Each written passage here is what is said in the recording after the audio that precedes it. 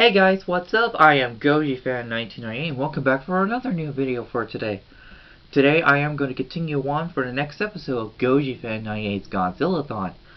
Today I am going to take a look at the 32nd entrance in the Godzilla franchise and the first chapter of the Anime Trilogy with Godzilla, Planet of the Monsters, also known as in Japan as Gojira Kaiju Wakasan.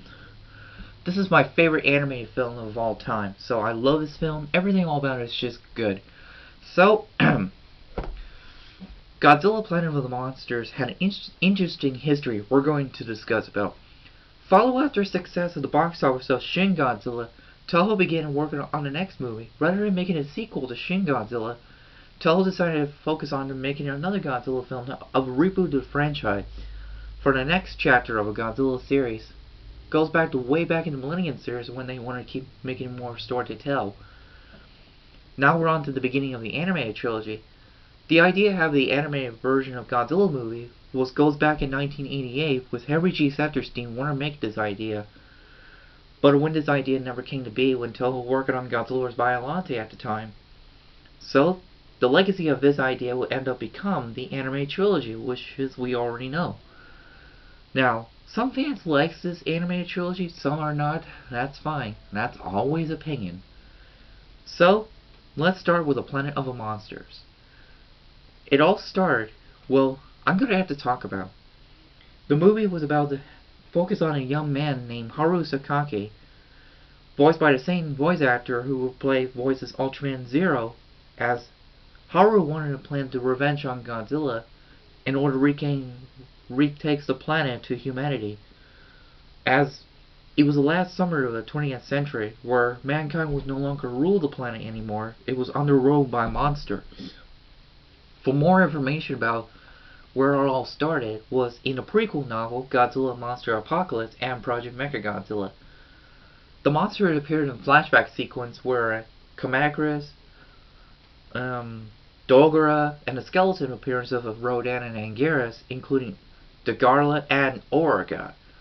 They're the only monster made in flashback sequence, but Hedorah also mentioned as Operation Hedorah by the Chinese bioweapon, who kills Rodan and Anguirus during the battle. But it was later went out of control, which is the whole novel Monster Apocalypse information, until Godzilla showed up in 2030 as becoming humanity's worst nightmare. As Godzilla declared himself he is the most powerful monster in the world. Rather than be a reptile like he was before, this Godzilla is actually a plant.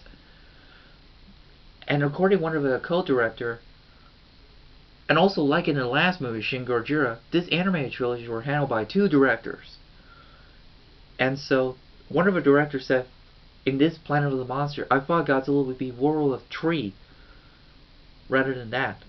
And his eyes had a human look like eyes with the bluest sense and intelligence, such a philosopher.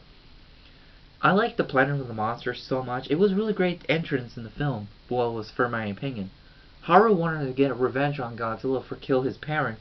What Haru didn't know, his parents survived in an explosion, which is also explained in information on Project Mechagodzilla for the novel.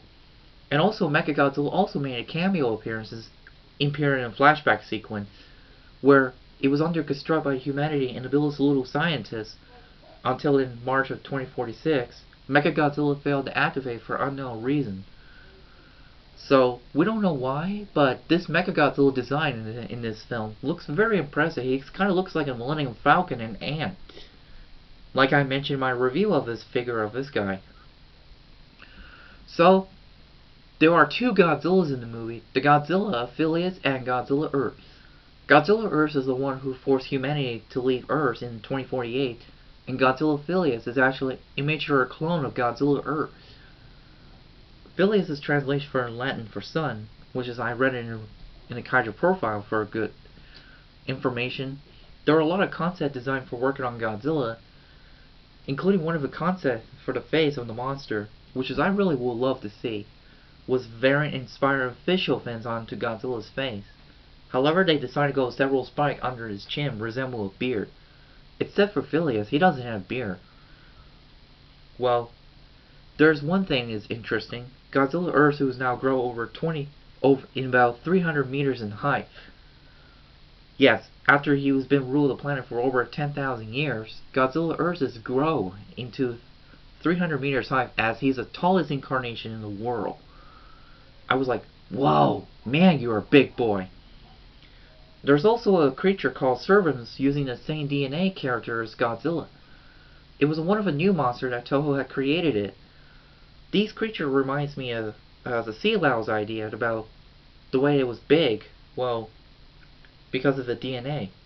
When they were, I don't know. I kind of lost track. Anyway, I really loved Planet of the Monsters. It was a really good story. And the music was handled by Takayuki Hattori, who had composed the Godzilla movie way back Godzilla 2000 film. But it was nice to have him back, but he will continue composing 2 more movies for the Anime Trilogy, along with the co-directors who are working on this project. And there's also a rough sketch by Hiroyuki Shishida, who was working on the concept, working on the monster for the story. But if you wanted more information, if you have the theater program and a collector edition on Blu-ray of Godzilla Planet of the Monsters with the Anime Trilogy, there are a lot of information you will need to know. Well, that's all I have to say for Godzilla Planet of the Monsters. Stay tuned to the next episode, our review, Godzilla Sitting on the Edge of Battle. Stay tuned. Bye!